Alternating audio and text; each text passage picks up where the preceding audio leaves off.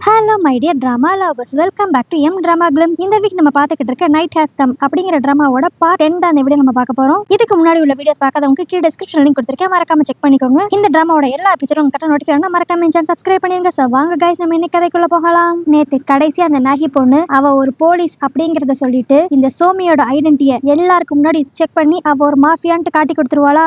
இது தெரிஞ்சனையும் அந்த டான்சர் பொண்ணு அப்படியே பயந்துகிட்டே, ஐயோ நாகி என்ன தப்பா எடுத்துக்காத, இந்த சோமி நீ தான் மாஃபியாவா இருப்ப அப்படின்னு சொன்னனால மட்டும்தான் நான் அதை நம்பினேன். மித்தபடி எனக்கும் அவளுக்கு எந்த சம்மந்தமும் கிடையாது, நான் மாஃபியா இல்ல அப்படின்ட்டு அந்த டான்சர் பொண்ணு இப்ப அவளை காப்பாத்திக்கிறதுக்காக அந்த நாகி கிட்ட பேசிக்கிட்டு இருப்பா. இவதான் இப்படின்னு பார்த்தா அந்த பூமு இப்ப அப்படியே, ஓ நீ மாஃபியாங்கிறனாலதான் நேத்து நல்லவ மாதிரியே நான் அவன் கிட்ட போனை கொடுக்க வந்தப்ப என் கூடயே வந்து அவனை போட்டு தள்ளிட்டியா அப்படின்ட்டு இப்ப மொத்த பழியும் அவன் அந்த சோமி மேல போட்டு விட்டுருவான். இதனால அங்க இருந்த எல்லாருமே இப்ப அந்த சோமியை பிடிச்சு திட்டுவாங்க. அடி பாவி, நீ தப்பிக்கணுங்கிறதுக்காக எங்க ஃப்ரெண்ட்ஸ் எல்லாம் மாஃபியா மாஃபியான்னு போய் சொல்லி எல்லாரையும் கொண்டுட்டேடி அப்படிங்கிற மாதிரி கத்துவாங்க. ஆனா அதுக்கு அந்த சோமி, டே எனக்கு மட்டும் மாஃபியாவா இருக்கணும்னு என்ன ஆசையா, கொஞ்சம் ஏன் நிலைமையில இருந்து யோசித்து பாருங்க, நான் தப்பிக்கணும்னா நான் யாரையாவது கொன்னுதாகணும் அப்படிங்கிற மாதிரி அவ கத்திக்கிட்டு இருப்பா. இந்த இடத்துல நான் உங்க எல்லாருக்கும் ஒரு கொஸ்டின் கேக்குறேன். சப்போஸ் இதே மாதிரி நீங்க ஒரு கேம்குள்ள மாட்டிக்கிட்டு அதுல நீங்க மாஃபியாவா இருந்திருந்தீங்கன்னா என்ன பண்ணிருப்பீங்க? அந்த ஆன்சரை கீழே மறக்காம கமெண்ட் பண்ணிருங்க. இப்போ திரும்பி கதைக்குள்ள வருவோம். இப்படி தான் மொத்தமா மாட்டிக்கிட்டோம்னு தெரிஞ்சனையும் அந்த சோமி அப்படியே, நான் மாஃபியா தான், அதுக்குன்ட்டு நான் யாரையும் கொலை பண்ணல,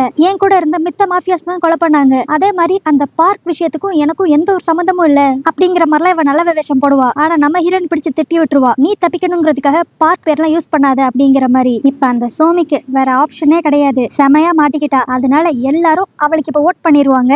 ஆனா இப்பயும் அந்த சோமி தான் மட்டும் மாட்டினா பத்தாது, எல்லாரும் மாட்டணும் அப்படின்ட்டு உங்க கூட்டத்திலேயே இன்னும் கொஞ்சம் மாஃபியாஸ் இருக்காங்க அப்படின்ட்டு அந்த பூமோட பேரை சொல்ல வருவா. ஆனா அந்நேரம் அவளால பேசவே முடியாது. அப்போ அந்த ஸ்பீக்கர்ல இருந்து ஒரு அனௌன்ஸ்மெண்ட் கேட்கும், இந்த கேமோட ரூல்ஸ் படி எந்த மாஃபியாவும் மித்த மாஃபியாவை போட்டு கொடுக்க கூடாது அப்படிங்கிற மாதிரி.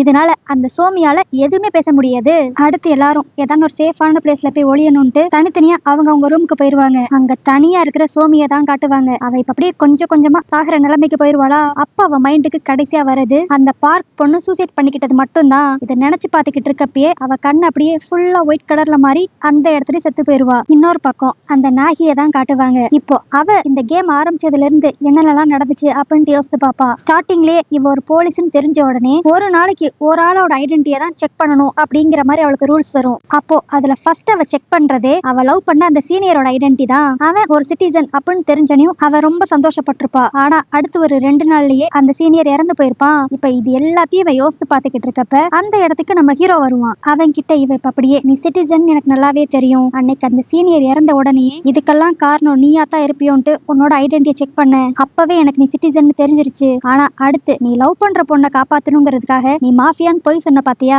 அதுலயே நான் உன் மேல ஒரு பெரிய மரியாதை வச்சிருந்தேன். அதனாலதான் அடுத்து நீ திரும்பி உயிரோட வந்தப்ப எல்லாருக்கும் நீ சிட்டிசன் அப்படின்னு தெரியணுங்கிறதுக்காக நான் தான் அந்த செவத்துல நம்ம கிளாஸ் பிரசிடென்ட் ஒரு சிட்டிசன் அப்படின்ட்டு எழுதுனேன் அப்படிங்கிற மாதிரி இவ நடந்த எல்லா விஷயத்தையும் நம்ம ஹீரோ கிட்ட சொல்லிக்கிட்டு இருப்பா. அடுத்து 12 மணிக்கு மேல ஆயிருமா, அதனால எல்லா ஸ்டூடெண்ட்ஸும் மயங்கிடுவாங்க. அப்போ அந்த பூம் மட்டும் தெனாவட்டா வெளியே வந்து அங்க செத்து கிடக்குற சோமி கிட்ட, இனிமேல் ஃபுல்லா ஏன் ஆட்டம் தான், நான் ஃபர்ஸ்ட் அந்த போலீஸ் என்னன்னு பாத்துக்கிறேன் அப்படிங்கிற மாதிரி வில்லத்தனமா யோசிச்சுக்கிட்டு இருப்பான். அடுத்த நாள் காலையில இப்ப எல்லாரும் எந்திரிச்ச உடனே அவங்களுக்கு ஃபர்ஸ்ட் கேக்குற அனௌன்ஸ்மெண்ட்டே, நேத்து நைட்டு மாஃபியா வந்து அந்த நாகிங்கிற போலீஸை கொன்னுட்டாங்க அப்படிங்கிற மாதிரி வரும். இந்த விஷயம் தெரிஞ்ச உடனே எல்லார விட பாவம் நம்ம ஹீரோ தான் ரொம்ப கஷ்டப்படுவான். ஏன்னா நேத்து நைட்டு அவ கடைசியா பேசினதும் நம்ம ஹீரோ கிட்ட தான். இன்னொரு பக்கம் அங்க செத்து கிடக்குற சோமியோட பாடியை எடுக்க போன மித்த ஸ்டூடெண்ட்ஸ் எல்லாம் இப்ப அப்படியே டிஸ்கஸ் பண்ணிக்கிட்டு இருப்பாங்க. என்னது இது, இன்னும் இந்த கேம் முடியல, அப்ப அந்த சோமி சொன்ன மாதிரியே இன்னும் சில மாஃபியாஸ் இந்த கேம்குள்ள இருக்காங்க, இப்ப போலீஸும் செத்து போயிட்டாங்க, நம்ம எப்படிதான் அந்த மாஃபியாவை கண்டுபிடிக்க போறோம் அப்படின்ட்டு அவங்க டிஸ்கஸ் பண்ணிக்கிட்டு இருக்கப்ப அந்த சப்பி பாய் தான், ஒருவேளை இந்த கேமை முடிக்கணும்னா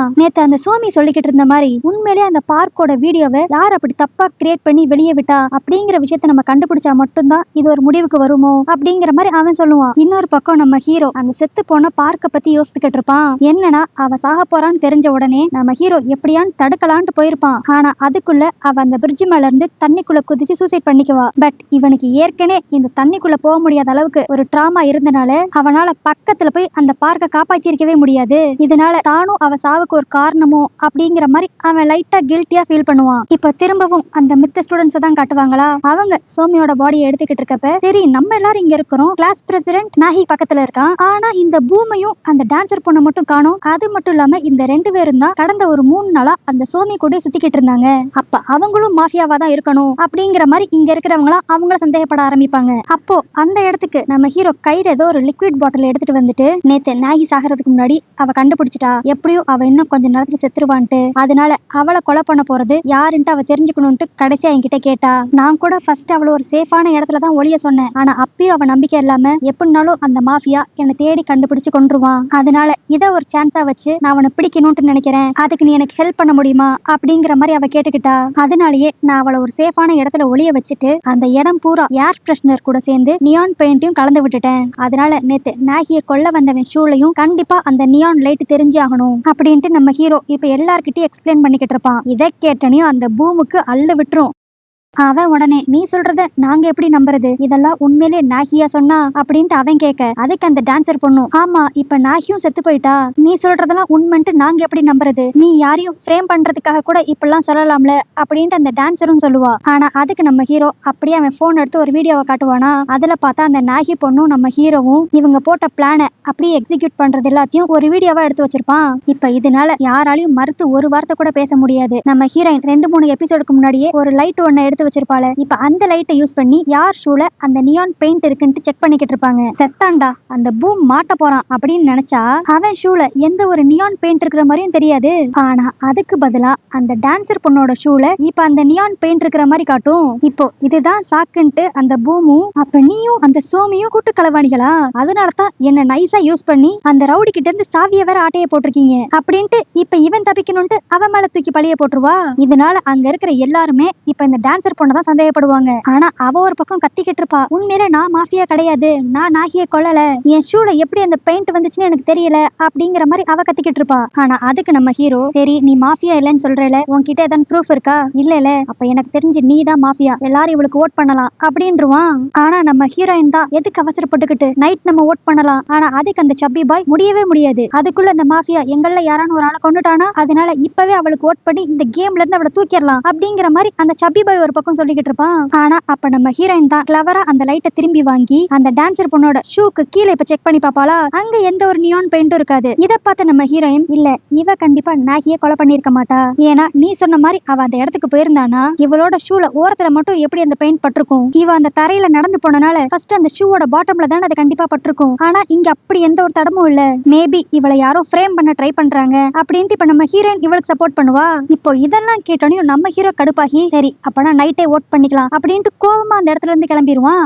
அதுக்கடுத்து நம்ம ஹீரோயினும் அந்த வான் பொண்ணு மட்டும் அந்த நாகி செத்து போன இடத்துல இப்போ போய் அந்த லைட்டை வச்சு செக் பண்ணி பார்ப்பாங்களா.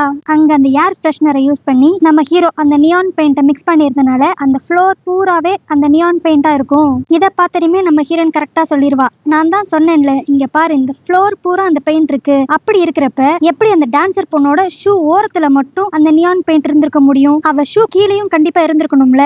ஆனா அவ மாஃபியாவா இல்லனா ஏன் வேற யாரோட ஷூஸ்லயும் அந்த பெயிண்ட் இல்ல, ஒருவேளை மாஃபியா வெறும் கால்ல வந்திருப்பானோ அப்படிங்கிற மாதிரி இவங்க 2 பேரும் டிஸ்கஸ் பண்ணிக்கிட்டு இருப்பாங்க. அப்போ அந்த வான் பொண்ணு அந்த நாகி ஒளிஞ்சிருந்திருப்பாள்ல, அங்க ஏதோ எவிடன்ஸ் கிடைக்குதா அப்படிங்கிற மாதிரி அந்த டோர் ஓபன் பண்ணி பாத்துக்கிட்டு இருப்பா. ஆனா அந்த இடத்துல கொஞ்சம் ரத்தமா இருக்கும். என்னன்னா அங்க ஏதோ ஒரு ஷார்ப்பான கம்பி இருந்திருக்கும் போல, அதுல யாரோட கை காலோ கீறி ரத்தமா அங்க இருந்திருக்கும். ஆனா நாகியோட உடம்ப இவங்க எடுக்கிறப்ப அவளுக்கு எந்த ஒரு கீறலும் உடம்புல இருந்திருக்காது. அப்படி பார்த்தா இந்த ரத்தம் கண்டிப்பா அந்த மாஃபியாவோடதா தான் இருக்கும் அப்படின்ட்டு இப்ப நம்ம ஹீரோயின் டவுட் படுவா. அடுத்து கோவமா இருக்கிற நம்ம ஹீரோ கிட்ட எப்படியான்னு சமாதானமா பேசுவோன்ட்டு நம்ம ஹீரோயின் வருவாளா.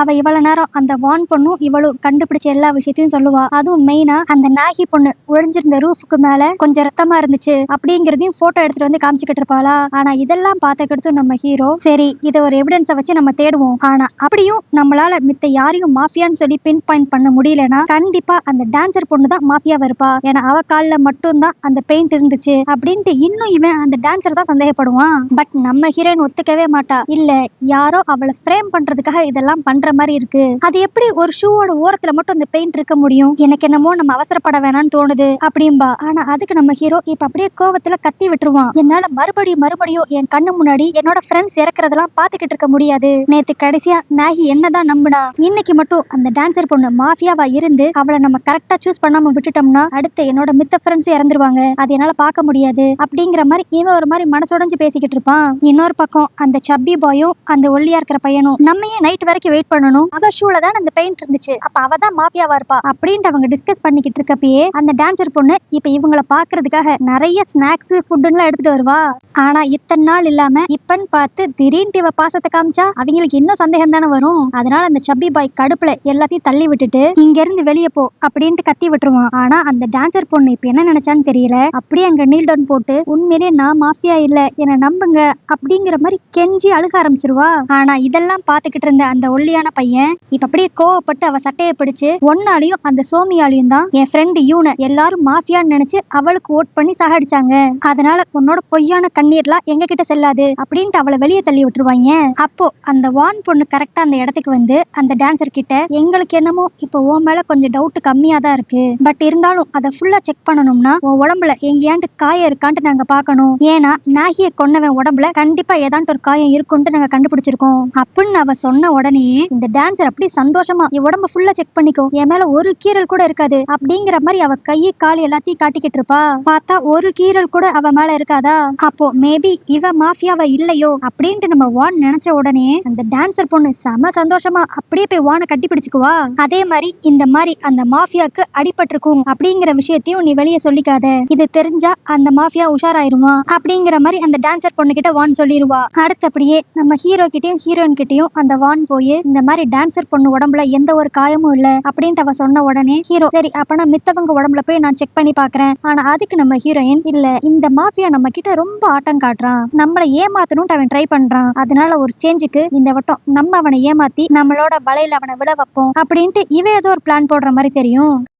அடுத்த சீன்லயே நம்ம ஹீரோ அந்த குரூப் சாட்ல நாகி அவ சாகிறதுக்கு முன்னாடி அந்த ரூம்ல சீக்கிரட்டா ஒரு கேமராவை செட் பண்ணியிருந்தா, அது இப்பதான் எங்க கைக்கு கிடைச்சிச்சு, ஆனா அது சுத்தமா பேட்டரியே இல்ல, அது சார்ஜ் பண்ண உடனே அந்த கொலகார மாஃபியா யாருன்னு தெரிஞ்சிரும் அப்படிங்கிற மாதிரி குரூப்ல ஒரு மெசேஜை போட்டு விடுவானா.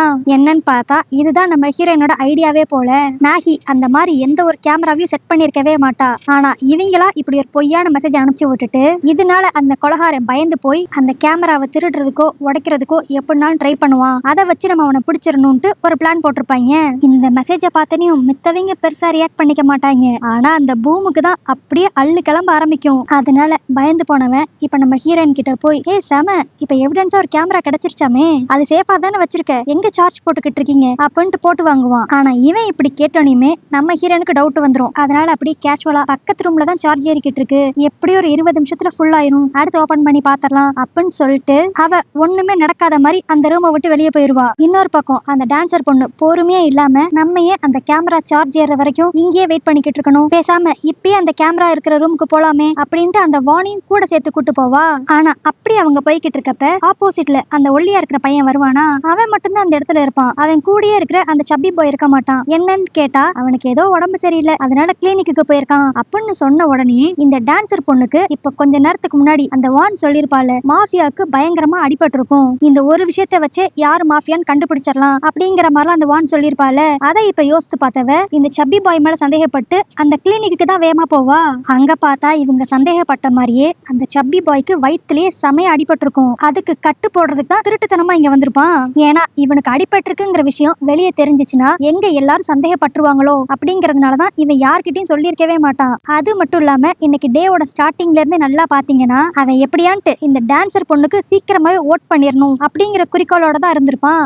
இது ஒரு பக்கம் அப்படி நடந்துகிட்டு இருக்க, இன்னொரு பக்கம் அந்த பூம் அந்த கேமரா இருக்கிற ரூம்குள்ள திருட்டுத்தனமா போவான். அங்க இவன் நேரத்துக்குன்ட்டு யாருமே இருக்க மாட்டாங்க. சோ எப்படியான்ட்டு அந்த கேமரா ஓபன் பண்ணி எல்லா ஃபைல்ஸையும் டெலீட் பண்ணிடலாம் அப்படின்ட்டு இவன் பாத்துக்கிட்டு இருக்கப்ப கரெக்டா நம்ம ஹீரோவும் ஹீரோயினும் அந்த இடத்துக்கு வந்துருவாங்க.